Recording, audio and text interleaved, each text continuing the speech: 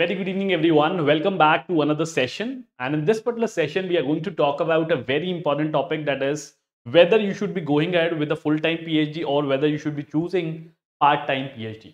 अब इससे पहले कि आप कमेंट सेक्शन में आके ये कमेंट करो कि सर पार्ट टाइम पीएचडी से कुछ नहीं होता, पार्ट टाइम पीएचडी नहीं करनी चाहिए, so on and so fourth, बहुत सारे आर्गुमेंट्स हैं जो स्टूडेंट्स के होते हैं. इनफैक्ट मैं तो उन्हें मिथ कहता हूं कि उनके दिमाग में कुछ मिथ बना हुआ है based on the few examples that they have heard, few stories that they have heard. तो इस वीडियो में पूरा डिटेल में कवर करेंगे कि पार्ट टाइम और फुल टाइम पीएचडी में अंतर क्या है, किस स्टूडेंट को फुल टाइम पीएचडी चूज करना चाहिए, किस स्टूडेंट को पार्ट टाइम पीएचडी चूज करना चाहिए, so on and so fourth. उसके बाद भी वीडियो के बाद पूरा देखने के बाद कोई डाउट रह जाए तो कमेंट सेक्शन में कमेंट करके पूछ लेना, ठीक है, आपको उसका जवाब भी दे दिया जाएगा. ठीक है, सो बिना टाइम वेस्ट करते हुए लेट्स गेट स्टार्टेड. जल्दी से शुरुआत करते हैं. और अगर वीडियोस पसंद आ रही हैं, बिकॉज अभी मैं लगातार रिसर्च रिलेटेड वीडियोस बना रहा हूं, तो अगर वीडियोस पसंद आ रही है तो वीडियो को लाइक कर देना, चैनल को सब्सक्राइब कर देना. ठीक है, सबसे पहले इंपॉर्टेंट चीज समझने की कोशिश करते हैं कि भाई फुल टाइम पीएचडी में और पार्ट टाइम पीएचडी में अंतर क्या है. ठीक है, कुछ इंपॉर्टेंट फैक्टर्स मैंने ले रखे हैं जिसके बारे में बात करें. ठीक है, तो सबसे पहला फैक्टर कौन सा है, that is full time employment. अगर आप ऑलरेडी जॉब में हैं, बहुत सारे ऐसे लोग होते हैं जो कॉर्पोरेट जॉब में होते हैं. ठीक है, मेरे एक स्टूडेंट हैं जो टीसीएस में काम कर रहे हैं, मेरे एक और स्टूडेंट हैं जो अपग्रेड में काम कर रहे हैं. ठीक है, ऐसे बहुत सारी अलग अलग एडटेक कंपनीज में काम कर रहे हैं. ठीक है, उनको अब ऐसा लगता है कि यार हमें फ्यूचर में प्रमोशन चाहिए, ठीक है, हमें ग्रोथ चाहिए, डेवलपमेंट चाहिए, तो वो लोग भी आके पीएचडी कर लेते हैं. ठीक है, तो अगर आप फुल टाइम एम्प्लॉयमेंट में हैं, ऑलरेडी कहीं पे फुल टाइम एम्प्लॉयमेंट में हैं, ठीक है, तो अब आप जॉब छोड़ के तो नहीं आओगे. ठीक है, उस सिचुएशन में स्टूडेंट जो होते हैं वो पार्ट टाइम पीएचडी में चले जाते हैं. तो अगर आपके पास ऑलरेडी एक फुल टाइम एम्प्लॉयमेंट है, you are already in a full time employment, उस सिचुएशन में आप पार्ट टाइम पीएचडी कर सकते हैं, फुल टाइम पीएचडी नहीं कर सकते. ठीक है, सेकेंड इंपॉर्टेंट डिस्टिंक्शन का पैरामीटर है जेआरएफ स्कॉलरशिप. बहुत सारे स्टूडेंट्स को लगता है कि सर हमने एग्जाम दिया, हमने एग्जाम क्वालिफाई कर लिया, हमारा जेआरएफ हो गया, चाहे वो कॉमर्स में हो, मैनेजमेंट में हो, या फिर किसी भी और सब्जेक्ट में हो, तो उनको ऐसा लगता है कि सर हमारा जेआरएफ हो गया है, तो क्या हम पार्ट टाइम पीएचडी करके, ठीक है, स्कॉलरशिप ले सकते हैं. The answer is no. अगर आप पार्ट टाइम पीएचडी करते हो तो आपको जेआरएफ स्कॉलरशिप नहीं मिलती है. जेआरएफ स्कॉलरशिप सिर्फ और सिर्फ तभी मिलती है जब आप फुल टाइम पीएचडी परस्यू करते हो फ्रॉम अ पर्टिकुलर इंस्टीट्यूट. ठीक है, दो फैक्टर्स क्लियर हो गए, दो डिफरेंस क्लियर हो गए. तो third is classes in college. बहुत important question, very very important question कि सर क्लासेस कैसे होती है.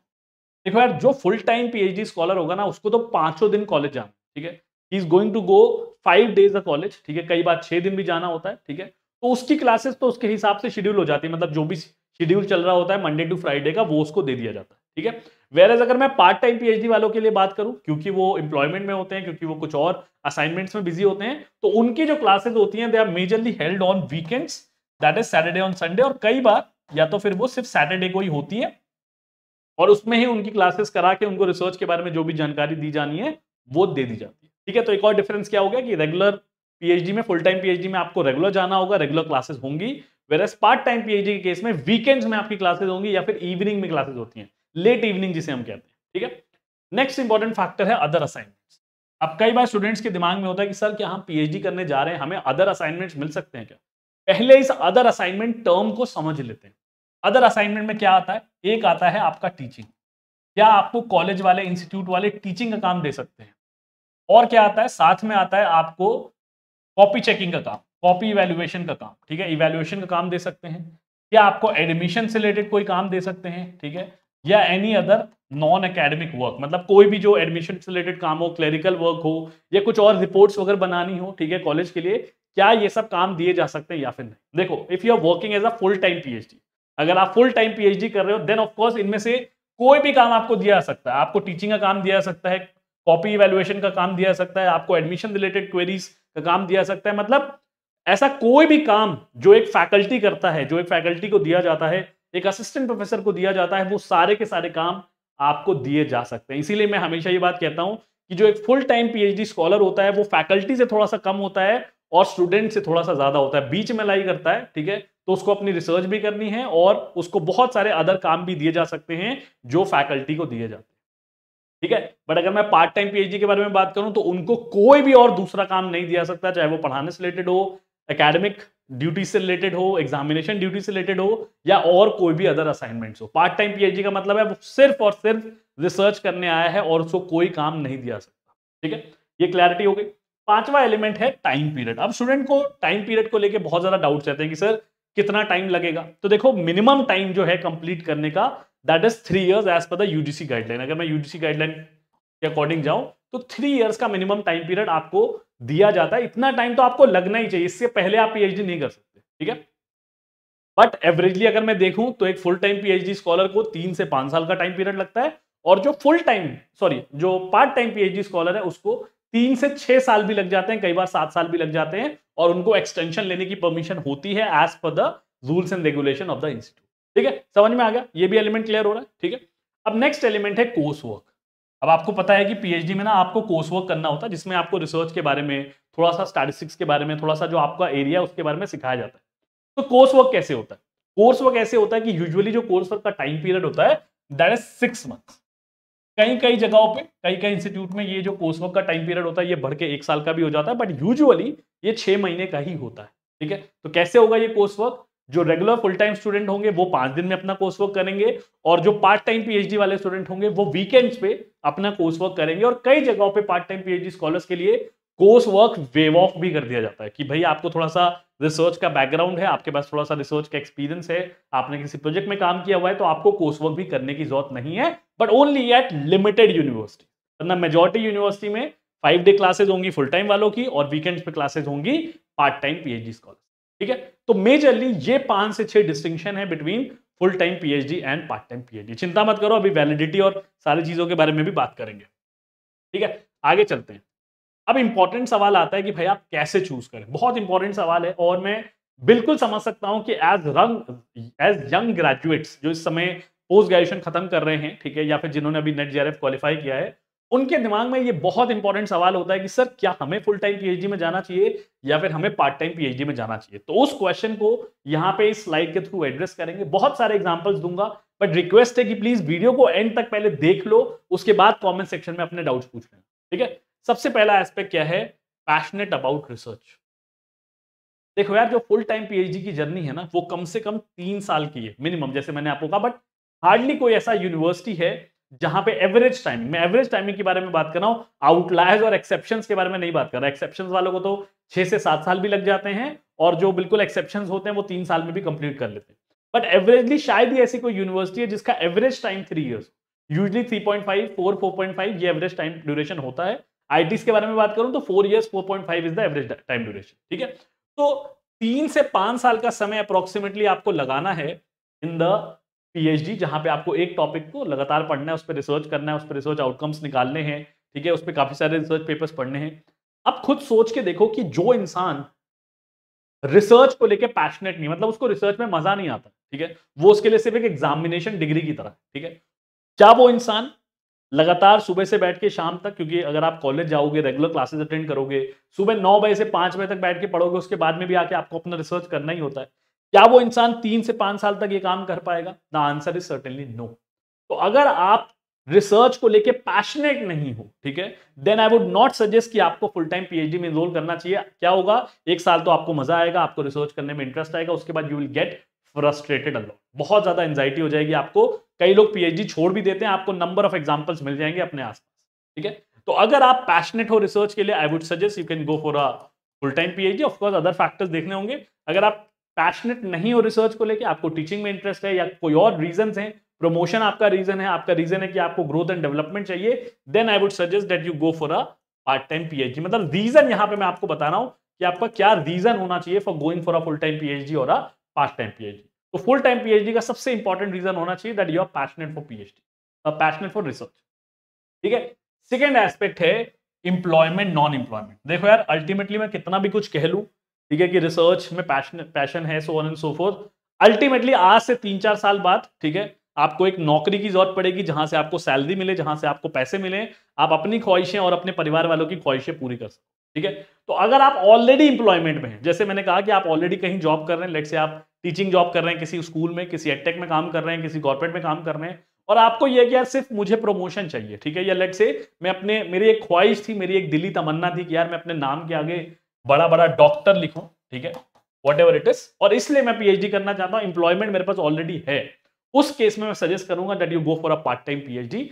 अगर आपको ऐसा है कि नहीं यार मेरे पास नौकरी नहीं है, ठीक है, और मैं रिसर्च को लेके पैशनेट हूं, ठीक है, और कल मैं कल मैं आफ्टर पीएचडी में जॉब करना चाहता हूं टीचिंग फील्ड में, अभी मेरे पास कोई जॉब नहीं है, अभी मैं रिसेंटली पास आउट हूं, रिसेंटली मैंने अपनी पोस्ट ग्रेजुएशन करी है, उस केस में आई would suggest that you can go for a full time PhD. तो अगर नौकरी में हो तो पार्ट टाइम पीएचडी में चले जाओ, नौकरी में नहीं हो, नॉन एम्प्लॉयड हो, अनएम्प्लॉयड हो सॉरी, तो उस केस में आप फुल टाइम पीएचडी में जा सकते हो, कीपिंग अदर फैक्टर्स कांस्टेंट। ठीक है, थर्ड फैक्टर है फाइनेंशियल सिचुएशन। देखो यार, बहुत सारे हम में से ऐसे लोग हैं, majority of India's population is somebody who is from a middle class background, middle class background से आते हैं। ठीक है, हमारे पास इतना पैसा नहीं है, हमारे परिवार के पास इतना पैसा नहीं है कि हम 2 साल 3 साल पहले ग्रेजुएशन करें, 2 साल फिर मास्टर्स करें और फिर 4 से 5 साल पीएचडी करें। ठीक है, हमें पैसों की जरूरत होती है और हम इन जनरल जैसे 24-25 साल के होते हैं, पेरेंट्स के ऊपर डिपेंडेंट नहीं होना चाहते। ठीक है, बट कई बार क्या होता है, हमारी फैमिली हम पे डिपेंडेंट होती है। देखो, दोनों अलग अलग चीजें, आप अपने पेरेंट्स पे डिपेंडेंट हो, ये एक एस्पेक्ट हो गया, आपके पेरेंट्स आप पे डिपेंडेंट हैं, आपकी फैमिली आप पे डिपेंडेंट है in terms of the financial situation, in terms of the funds और इन टर्म्स ऑफ जो भी आप अर्न करते हो, इनकम अर्न करते हो, दीज टू आर डिफरेंट। अगर आपको ऐसा लगता है कि आपकी फाइनेंशियल सिचुएशन अच्छी है और आप 4-5 साल सिर्फ स्कॉलरशिप के बेसिस पे जो आपको 38 से 40 हजार रुपए मिलती है, इसके बेसिस पे आपका घर का खर्चा चल जाएगा, आप अपने आप को सर्वाइव कर ले जाओगे। ठीक है, बिकॉज देखो स्टार्टिंग में ये बहुत अच्छा लगता है कि यार मेरे को 40 हजार रुपए की स्कॉलरशिप मिल रही है, 38 हजार रुपए की स्कॉलरशिप मिल रही है, बट 5 साल का टाइम पीरियड ध्यान रखो। पहले साल अच्छा लगेगा, दूसरे साल अच्छा लगेगा, तीसरे साल लगेगा कि यार ये स्कॉलरशिप तो बढ़ ही नहीं रही है, महंगाई बढ़ रही है, इन्फ्लेशन बढ़ रहा है, खर्चे बढ़ रहे हैं, एक्सपेंसेस बढ़ रहे हैं, बट मेरी स्कॉलरशिप नहीं बढ़ रही है। ठीक है, तो अगर आपकी फाइनेंशियल सिचुएशन ऐसी है, ठीक है, कि आप सर्वाइव कर सकते हो सिर्फ स्कॉलरशिप के बेसिस पे, you should go for a full time PhD. अगर आपको लगता है कि आपकी फैमिली को जरूरत है, आपकी फैमिली को एक जॉब की जरूरत है ताकि आप अपनी फैमिली को सपोर्ट कर सको, you can go for a part time PhD और अपनी रिसर्च साथ में कंटिन्यू कर सकते हो। देखो यार, जिन लोगों को करना होता है ना, जिन लोगों को मेहनत करनी होती है, जिन्हें हार्डवर्क करना होता है, वो नौकरी के साथ भी अच्छी पीएचडी करके निकल जाते हैं। मेरे पास बहुत सारे ऐसे एग्जांपल्स हैं, ठीक है, जो पार्ट टाइम पीएचडी करते हैं और बहुत अच्छी अच्छी इंस्टीट्यूट में लग जाते हैं। बट भाई आपकी फैमिली की सिचुएशन है, आपको सर्वाइव करना पड़ेगा। ठीक है ना, तो उसके अकॉर्डिंग आप डिसीजन ले सकते हो। नेक्स्ट इंपॉर्टेंट फैक्टर है अवेलेबिलिटी ऑफ टाइम। देखो यार, पीएचडी में ना 3 से 5 साल का समय लगता है। आपको लगता है कि आप 3 साल में कर लोगे, पर जब आप करने बैठते हो, जब आप रिसर्च करने बैठते हो, उसमें घुसते हो अंदर, तो आपको कई बार 4 साल, 4.5 साल, 5 साल लग जाते हैं। अगर आपको लगता है कि आपके पास 5 साल, मैं हमेशा 5 साल बोलता हूं क्योंकि वो एक नॉर्मल टाइम लगता ही लगता है, ठीक है, अंटिल कि आप बहुत ही ज्यादा एक्सेप्शनल कैंडिडेट हो। तो 5 साल का अगर आपके पास टाइम है, तभी मैं आपको कहूंगा कि भैया फुल टाइम पीएचडी में जाओ। ठीक है, क्योंकि 2 साल बाद जब आप चेंज करना चाहते हो ना, मेरे पास ऐसे बहुत सारे केसेस आते हैं जहां स्टूडेंट्स कहते हैं कि सर 2 साल बाद फैमिली का प्रेशर बन रहा है कि भाई शादी कर लो, फैमिली कह रही है कि भाई किसी और शहर में जाके सेटल हो जाओ, फैमिली कह रही है कि भाई अब जॉब खोजो, कब तक पीएचडी करते रहोगे, कब तक 40 हजार रुपए महीने पे गुजारा करोगे। तो अगर आपके पास टाइम नहीं है ना 4 से 5 साल का, it's always better to go for a part time PhD. क्योंकि हो सकता है 2 साल बाद जब आप सोचो कि यार अब मुझे सेटल होना है, शादी करनी है या कुछ भी करना है लाइफ में अपने, ठीक है, सेटल होना है करियर के अंदर, हो सकता है आपका गाइड या आपके इंस्टीट्यूशंस आपको परमिशन ही ना दे कन्वर्ट करने के, फिर क्या होगा, आपको पीएचडी छोड़नी पड़ेगी। बहुत सारे ऐसे लोग हैं जिनको मैं जानता हूं, बहुत सारे मेरे खुद के स्टूडेंट्स हैं जिनको 2 साल बाद, 2.5 साल बाद अपनी पीएचडी छोड़नी पड़ती है, because the institution is not flexible enough to convert a full time PhD into part time PhD. Of course बहुत सारे इंस्टीट्यूट्स हैं जहां पे गाइड अच्छे मिल जाते हैं, जहां पे फ्लेक्सिबल रूल्स होते हैं जो परमिशन दे देते हैं, बट बहुत जगहों पे ये फैसिलिटी, ये पॉलिसी अवेलेबल नहीं है। तो आपको टाइम का ध्यान रखना पड़ेगा एंड अकॉर्डिंगली डिसीजन लेना पड़ेगा, rather than crying later, rather than getting depressed later. ठीक है, तो टाइम अवेलेबिलिटी का ध्यान रखिए। The next aspect is personal commitment. देखो यार, PhD is a huge commitment. Graduation, post graduation में क्या होता है ना कि आपको एक सिलेबस दे दिया, आपको एक किताब दे दी और कहा कि भाई इसको पढ़ लो और इसके बेसिस पे आप एग्जाम दे दो। ठीक है, तो उसमें क्या होता है, सिलेबस सेम रहता है, अगर आप एक बार क्वालिफाई नहीं भी कर पाते तो आप दूसरी बार क्वालिफाई कर लोगे।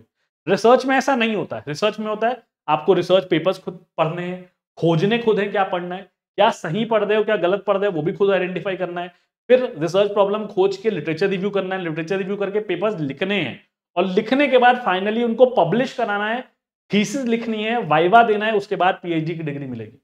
तो it requires a huge amount of commitment. जितना मैं बड़ा ह्यूज बोल रहा हूं ना, उसको मल्टीप्लाई बाय 10 कर लो, 10x कर लो, उतनी कमिटमेंट चाहिए होती है, तब एक सक्सेसफुल पीएचडी कंप्लीट होती है, वरना पीएचडी नहीं कंप्लीट होती। This is not like a normal degree की भाई 3 साल हो गए और एग्जाम दे दिया, 30% मार्क्स आए, 40% मार्क्स आए, ग्रेस देके पास हो गए, ऐसा नहीं होने वाला। It will require a very good degree of commitment from your and. ठीक है, not just at a personal level but also at a professional level. ठीक है, क्योंकि आपको गाइड से सारी चीजें डिस्कस करनी पड़ेंगी। ठीक है, तो अगर आपको लगता है कि आपकी पर्सनल कमिटमेंट है रिसर्च की तरफ, ठीक है, तभी मैं कहूंगा कि आप फुल टाइम पीएचडी में एनरोल करिए, वरना it's always better to get into a part time PhD, ठीक है। लास्ट इंपॉर्टेंट फैक्टर है गाइडेंस या फिर सेल्फ।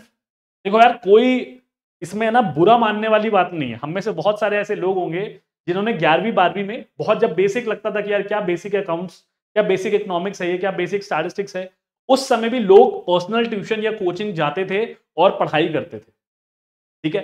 तो आज जब आप पीएचडी कर रहे हो तो बहुत सारे ऐसे लोग होते हैं जिनको टेक्निकलिटीज नहीं समझ में आती। उनको होता है कि सर हमें स्टैटिस्टिक्स इतनी नहीं समझ में आ रही, हमें इकोनोमेट्रिक्स इतनी नहीं समझ में आ रही। अगर आपको ऐसा लगता है कि आपको बहुत ज्यादा गाइडेंस की जरूरत पड़े, यू विल नीड समबडी, चाहे वो इन्वायरमेंट हो जाए, चाहे वो इंफ्रास्ट्रक्चर हो जाए, ठीक है, या फिर कल्चर हो जाए, या फिर गाइड का सपोर्ट हो जाए, फैकल्टी का सपोर्ट हो जाए। अगर आपको ऐसा लगता है ना कि आपको बहुत ज्यादा गाइडेंस की जरूरत है, उस केस में मैं सजेस्ट करूंगा कि आप फुल टाइम पीएचडी के लिए जाइए। और अगर आपको ऐसा लगता है कि नहीं, I have a lot of people, मेरे घर में कुछ लोग हैं जो प्रोफेसर हैं, फैकल्टी हैं, या मेरे सीनियर्स हैं जिनसे आपका अच्छा बॉन्ड है, आप उनसे हेल्प ले पाते हैं, हेल्प मांग पाते हैं, और उनकी गाइडेंस के अंदर, उनके बेसिस पे, मतलब खुद से आप अपनी पीएचडी कंप्लीट कर लोगे, आप अपनी रिसर्च फॉलो कर लोगे, उस केस में आप पार्ट टाइम पीएचडी के लिए जा सकते हैं, ठीक है। तो ये कुछ 6 फैक्टर्स मैंने आपके सामने लाके रख दिए, 6 फैक्टर्स आइडेंटिफाई करके रख दिए कि भाई इनके बेसिस पे आप डिसीजन ले सकते हो कि भाई आपको पार्ट टाइम में जाना या फिर फुल टाइम। देखो, मैंने पूरी कोशिश करी है कि मैंने आपको सारे फैक्टर्स दिखा दिए हैं जो मोटा मोटा स्टूडेंट्स के साथ होते हैं। इसके सिवाय भी कोई फैक्टर है तो आप उसको भी अकाउंट फॉर कर सकते हो, बट इन फैक्टर्स को अपने दिमाग में रखने के बाद डिसीजन लेना कि मुझे फुल टाइम पीएचडी करनी है, पार्ट टाइम। ये मत सोचना मेरा दोस्त फुल टाइम कर रहा है तो मैं भी कर लेता हूं, और मेरी दूसरा फ्रेंड कर रहा है पार्ट टाइम पीएचडी तो मैं भी पार्ट टाइम कर लेता हूं। ऐसे डिसीजन मत लेना, it's a long commitment, otherwise बाद में बहुत ज्यादा रोगे, बहुत ज्यादा डिप्रेस हो जाओ, ठीक है। अब अल्टीमेटली वो सवाल, जिस सवाल का इंतजार आप में से बहुत सारे लोगों को बहुत ही बेताबी से है कि सर ये जवाब बता दो, ये सवाल बता दो, इसका जवाब बता दो, और ये है व्हाट मैटर्स द मोस्ट। जब मैं मैटर्स द मोस्ट के बारे में बात कर रहा हूं तो मैं बेसिकली ये पूछने की कोशिश कर रहा हूं, या इस सवाल का जवाब देने की कोशिश कर रहा हूं कि सर हम पार्ट टाइम पीएचडी कर रहे हैं, कोई फर्क तो नहीं पड़ेगा हमारी पीएचडी पे, हमारी बाद में करियर पे, या हमारे बाद में जॉब पे, ठीक है। सर मैं फुल टाइम पीएचडी कर रहा हूं, कहीं ऐसा तो नहीं कि मुझे एडिशनल कुछ बेनिफिट मिलेगा? तो उस बारे में थोड़ा सा डिस्कशन करने की कोशिश करते हैं। देखो यार, सिंपल सी बात है, जो इंसान कोचिंग लेता है, ठीक है, या जाता है कोचिंग में पढ़ने जाता है, और कोचिंग में बहुत शिद्दत से पढ़ता है, मतलब गाइडेंस लेता है, जो वहां पे असाइनमेंट्स दिए जाते हैं, जो वहां पे प्रैक्टिस सेट्स कराए जाते हैं, मॉक टेस्ट कराए जाते हैं, उसको बहुत सिंसियरली लेता है, तो उसकी प्रोबेबिलिटी को अगर मैं बताने की कोशिश करूं, ठीक है, एक कैंडिडेट है जो कोचिंग ले रहा है, अगर मैं उसकी प्रोबेबिलिटी को मेजर करने की कोशिश करूं तो उसकी प्रोबेबिलिटी ऑफ सक्सेस जो है वो थोड़ी सी ज्यादा रहती है as compare to the one जो खुद से पढ़ाई कर रहा है, ठीक है। Very similar to a full time PhD है ना पार्ट टाइम पीएचडी, ठीक है। बट ऐसा तो नहीं है कि उसके मार्क्स नहीं आते, ऐसा तो नहीं है कि उसको एडमिशन नहीं मिलता। आप में से बहुत सारे ऐसे स्टूडेंट होंगे जिन्होंने 11th-12th में एडमिशन नहीं लिया होगा कोचिंग में, फिर भी उनको बहुत अच्छी जगह दिल्ली यूनिवर्सिटी के कॉलेजेस में एडमिशन मिल गया, या आईआईटीज और आईएम्स में एडमिशन मिल गया, ठीक है, या और जो अच्छे इंस्टीट्यूट्स हैं जहां भी आपने अप्लाई किया था वहां मिल गया, ठीक है। तो अगर मैं वैलिडिटी के बारे में बात करूं और डॉक्यूमेंटेशन वैलिडिटी के बारे में बात करूं, तो पार्ट टाइम और फुल टाइम में ऐसा कुछ भी नहीं है कि फुल टाइम वालों को ज्यादा वैल्यू मिलती है या उनकी डिग्री की ज्यादा वैल्यू होती है। पहली चीज तो मैं आपको ये क्लियर कर दूं, आप में से बहुत सारे स्टूडेंट मेरे पास आते हैं, कहते हैं कि सर फुल टाइम पीएचडी की ज्यादा वैल्यू है, पार्ट टाइम पीएचडी की वैल्यू नहीं है। भाई क्यों वैल्यू नहीं है? क्यों वैल्यू नहीं है? उसका सिर्फ एक ही रीजन हो सकता है कि जो फुल टाइम कैंडिडेट है उसके रिसर्च पब्लिकेशंस अच्छी जगह हैं, और जो पार्ट टाइम पीएचडी वाला है उसके रिसर्च पब्लिकेशंस अच्छी जगह नहीं। देखो यार, कुछ लोग कोचिंग जाते हैं फिर भी पढ़ाई नहीं करते, टाइम पास करके चले आते हैं, और कुछ लोग घर बैठ के पढ़ाई करते हैं फिर भी उनके मार्क्स ज्यादा अच्छे आते हैं, ठीक है। तो ये बस आपके दिमाग में एक मिथ क्रिएट हो गया है कि भाई पार्ट टाइम पीएचडी है तो अच्छी रिसर्च नहीं हो सकती, ठीक है, फुल टाइम है तो अच्छी रिसर्च क्रिएट हो सकती है। मेरे पास दोनों टाइप के स्टूडेंट्स हैं, ऐसे भी हैं जिन्होंने पार्ट टाइम में आके बहुत अच्छी पीएचडी करी है, बहुत अच्छी रिसर्च पब्लिकेशन की है और अच्छी अच्छी जगह असिस्टेंट प्रोफेसर है, और ऐसे भी लोग हैं जिन्होंने फुल टाइम आईएम अहमदाबाद जैसी जगह उसमें आईएम से पीएचडी करके भी उनके रिसर्च पब्लिकेशन नहीं, ठीक है। तो ऐसा कुछ भी नहीं है, ठीक है, तो कि वैलिडिटी में कोई फर्क आएगा। तो पहले वैलिडिटी के बारे में हमने बात कर कि वैलिडिटी दोनों की मोर और लेस सिमिलर है। तो फिर क्या चीज है जो इंपैक्ट डालेगी, या क्या चीज है जो सबसे ज्यादा इंपॉर्टेंस रखती है? The important thing is research publication. This is most important, क्योंकि at the end of the day जब आपका रिजल्ट आता है तो आपको क्या मिलता है? मार्क्स। ग्रेजुएशन में, पोस्ट ग्रेजुएशन में, क्लास 12th में, 11th में क्या मिलता है? मार्क्स। यहां पे जो डिग्री मिलती है उसमें क्या पता चलता है कि भाई उसके रिसर्च पब्लिकेशंस कितनी अच्छी जगह है, क्या उसके स्कोपस में पब्लिकेशंस है कि नहीं है, उसके एबीडीसी लिस्टिंग में पब्लिकेशंस है कि नहीं, इनके बारे में ऑलरेडी बता चुका हूं। स्कोपस एबीडीसी में जो भी जर्नल्स लिस्टेड होते हैं उनको थोड़ा रेप्यूटेड जर्नल्स माना जाता है, मतलब best of the best journals माना जाता है। तो और ये मैं ग्लोबल लेवल के लिए कह रहा हूं, इंडिया के लिए आपको पता है यूजीसी केयर देखा जाता है। ये मत कहने लगना सर क्या क्या हुआ यूजीसी केयर का। UGC care is for India और स्कोपस और ABDC is for a global level, जो ग्लोबली रिकॉग्नाइज्ड होते हैं। ठीक है, तो ऑफकोर्स ये बात है कि स्कोपस और एबीडीसी जो है वो यूजीसी से बेटर होंगे। ठीक है, तो अगर आपकी अच्छी जगह पब्लिकेशंस हैं, it is hardly going to matter कि आपने फुल टाइम पीएचडी करी हुई है या फिर पार्ट टाइम पीएचडी करी हुई है। जो इंस्टीट्यूट है वो इस चीज पे वाउच करेगा कि यार अगर ये पार्ट टाइम पीएचडी करते हुए अच्छी पब्लिकेशंस कर सकता है तो हमारे पास ज्वाइन करने के बाद भी अच्छी पब्लिकेशन करेगा। भाई ऐसा तो नहीं है ना कि आप पार्ट टाइम पीएचडी में अच्छी पब्लिकेशंस कर रहे थे और कॉलेज में ज्वाइन करते हुए बंद कर दोगे। And same goes for full time PhD. ऐसा तो नहीं हो सकता ना कि जो इंसान फुल टाइम पीएचडी कर रहा था वो अच्छी पब्लिकेशन नहीं कर रहा था और अब ज्वाइन करके अच्छी पब्लिकेशन करने लगेगा। ठीक है, that is a difficult thing to understand. तो ब्रॉडली मैटर क्या करेगा कि आप दोनों ही लोगों की, चाहे आप पार्ट टाइम पीएचडी करके आ रहे हो या फिर फुल टाइम पीएचडी करके आ रहे हो, आपकी रिसर्च पब्लिकेशंस अच्छी जगह होनी चाहिए। ठीक है, तो इसीलिए मैं एंड टू एंड हमेशा यही कहता हूं स्टूडेंट्स को कि कहीं से भी पीएचडी करो, XYZ इंस्टीट्यूट से करो। ठीक है, ऑफकोर्स ऐसे इंस्टीट्यूट से मत कर देना जो रजिस्टर्ड ही ना हो। ठीक है, यूजीसी के अंदर रजिस्टर्ड ही ना हो, वरना डिग्री की वैल्यू नहीं है। ठीक है, बट अगर रेप्यूटेड इंस्टीट्यूट से कर रहे हो, whether you go for a part time PhD, whether you go for a full time PhD, अगर रिसर्च पब्लिकेशंस अच्छी जगह आ रहे हैं, you will get a very good job after you complete your PhD। ठीक है, तो ये कुछ डिटेल में मैं बात करना चाहता था। थोड़ी सी वीडियो हो सकता है लंबी बन गई हो, 20-22 मिनट की बन गई हो, बट मैं आपको बता सकता हूं कि पूरी वीडियो देखने के बाद आपके दिमाग में जितने भी डाउट्स है ना, क्वेरीज है ना, फुल टाइम और पीएचडी और पार्ट टाइम पीएचडी को लेके वो रिजॉल्व होगा। ठीक है, तो अगर वीडियो पसंद आई हो तो वीडियो को लाइक कर दीजिएगा, चैनल को सब्सक्राइब कर दीजिएगा। इसके बाद भी कोई डाउट रह गया हो पीएचडी से related, full time part time PhD से रिलेटेड, तो कमेंट सेक्शन में कमेंट करके पूछ लेना। और अगर लगे कि वीडियो हेल्पफुल लगी हो, इन्फॉर्मेटिव थी, बहुत सारे डाउट्स क्लियर हो गए, तो कमेंट करके जरूर बताना मुझे। ठीक है, till then take very good care of yourself, all the very best, bye bye.